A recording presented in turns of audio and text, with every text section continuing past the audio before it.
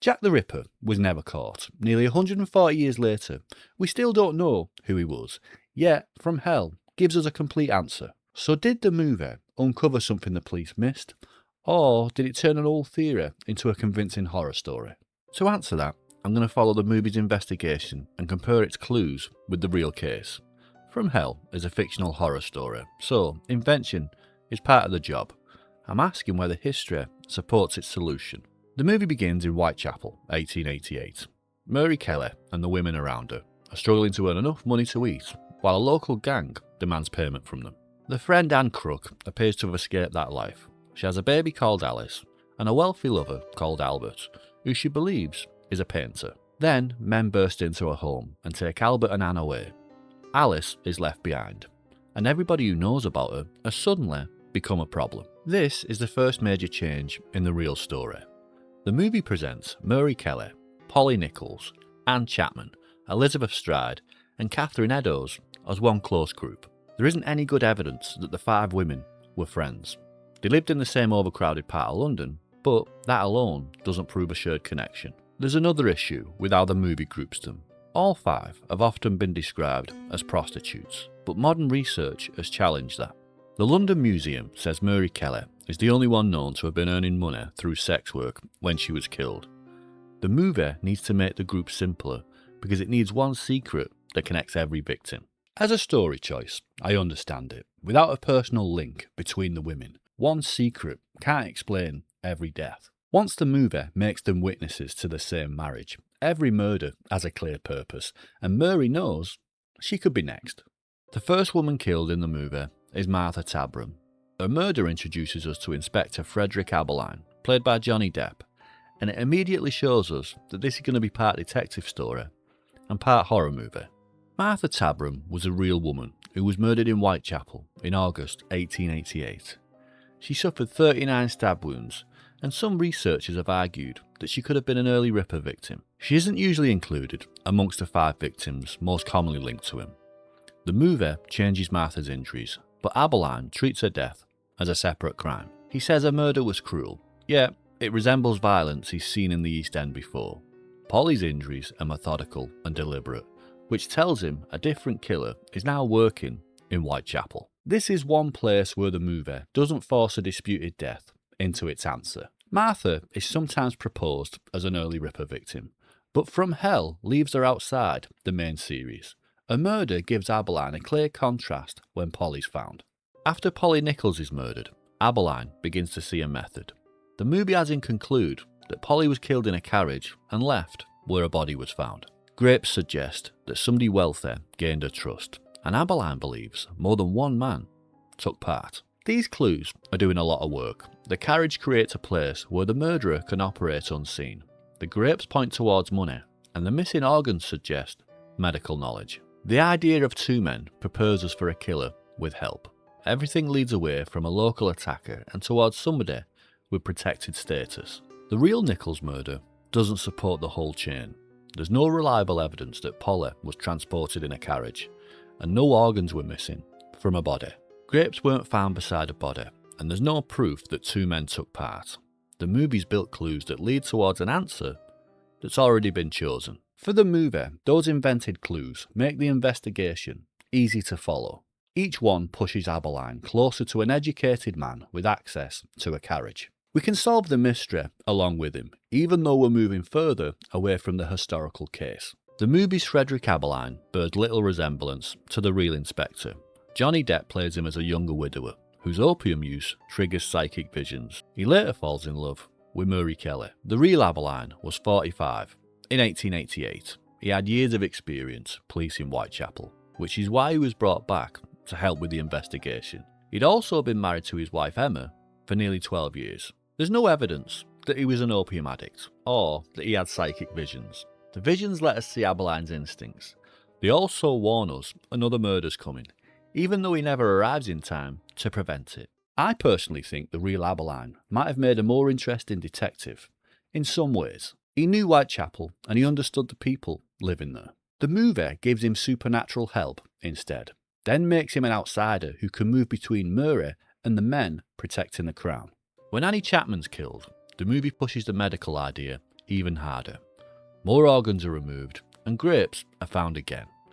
Abberline asks to consult a surgeon, but Commissioner Warren refuses. At a hospital gathering, Sir William Gull overhears Abberline questioning another doctor and offers help. Abberline tells Gull he found grapes on both women and smelt laudanum on the lips. Gull identifies the type of knife and confirms the killer needs a thorough knowledge of anatomy.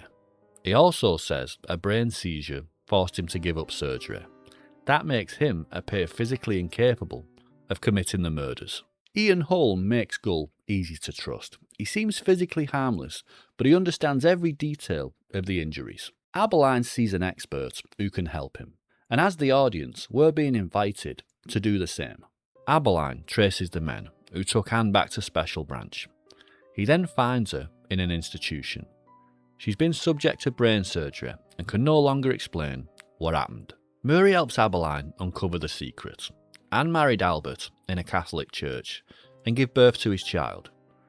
Albert is revealed as Queen Victoria's grandson, Prince Albert Victor. The movie's conspiracy now has its motive. A royal marriage to a Catholic commoner and a legitimate child could threaten the crown. So Anne is silenced, and the women who witnessed the marriage are marked for death. A woman called Annie Crook did exist, but there's no good evidence that she married the prince or had his child. Nothing reliable links her to the Ripper victims. No record confirming the marriage has ever been found. The story gives the murders a political purpose, but the link begins with an unsupported claim. The movie calls Alice a legitimate heir, but the law creates another problem. Under the Royal Marriage Act of 1772, which was in force in 1888, a royal marriage made without the monarch's consent was legally void.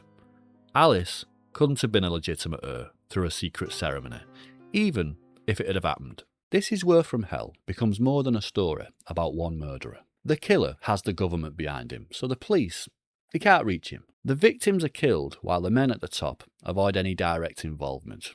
It's powerful drama, but its version of history is pretty weak. The royal conspiracy wasn't a theory being investigated by Abberline in 1888.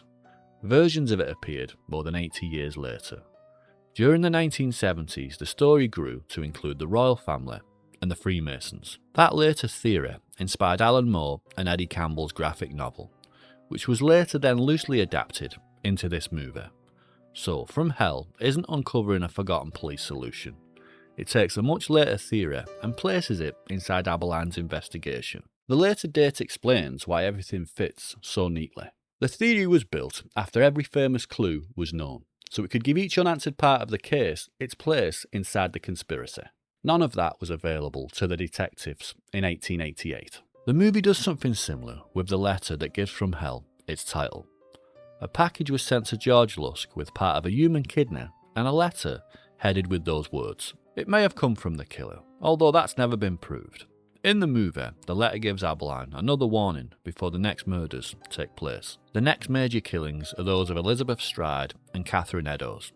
They were both killed during the same night in September 1888, an event that later became known as the Double Event. The movie follows the common belief that the killer was interrupted before he could mutilate Stride's body. Then he went looking for another victim.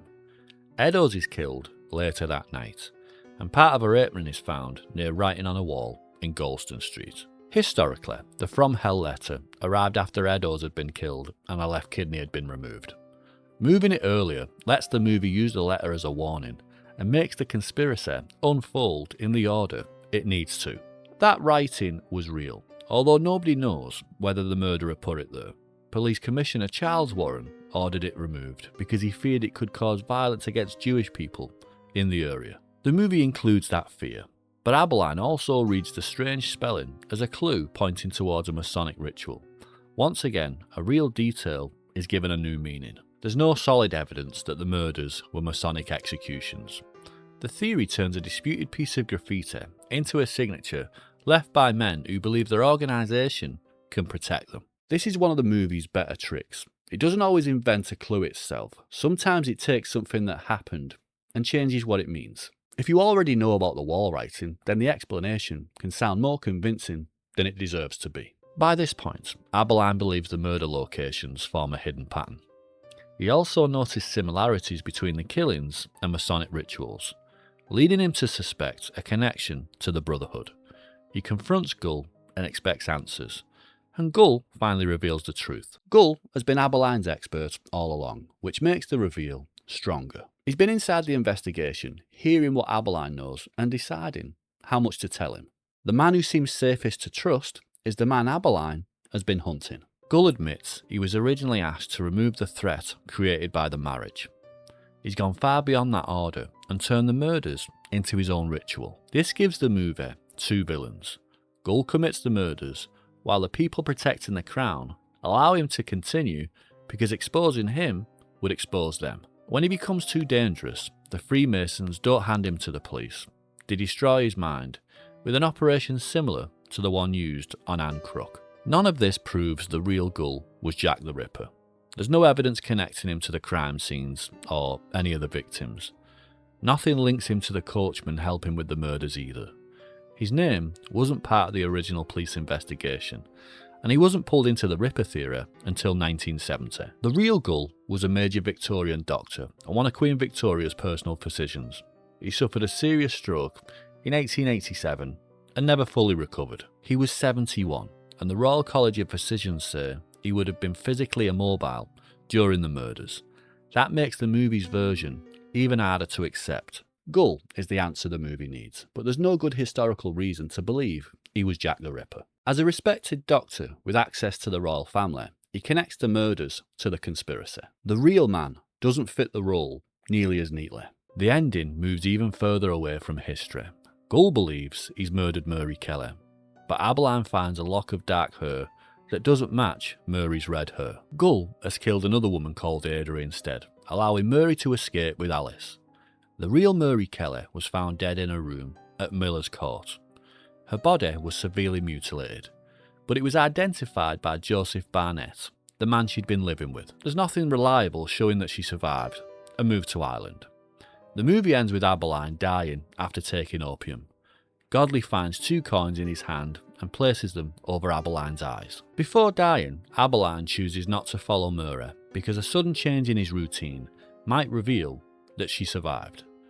The real Abberline continued working and retired in 1892. He lived until 1929. Murray escapes and Gull stopped, but Abberline still loses. He gives up the chance of life with Murray because he knows finding her could expose her. Even after solving the case, he's got to stay away from her for the rest of his life. Murray is last seen living by the sea with Alice, exactly as Abberline had imagined earlier. It's a hopeful ending, built on almost complete invention, but the final image tells us what From Hell has been doing all along. The real Jack the Ripper has never been identified. There was no royal marriage tying the victims together, and no evidence that Sir William Gull had hunted women from a carriage. The murders remain unsolved, with major parts of the case still uncertain. From Hell replaces that uncertainty with conspiracy. It didn't solve Jack the Ripper. It gave an unsolved horror story the ending that history never did. Don't forget to subscribe. Ping.